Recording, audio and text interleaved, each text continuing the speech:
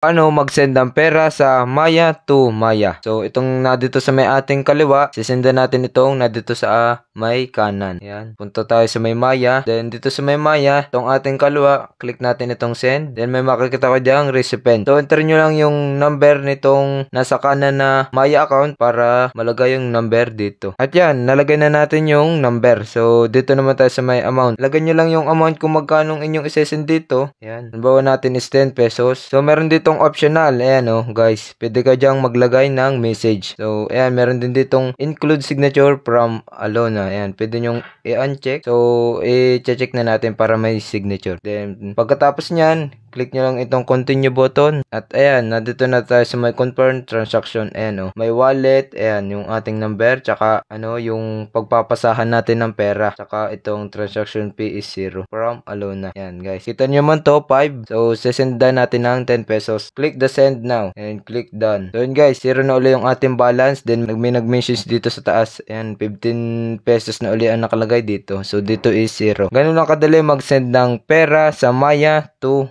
Maya.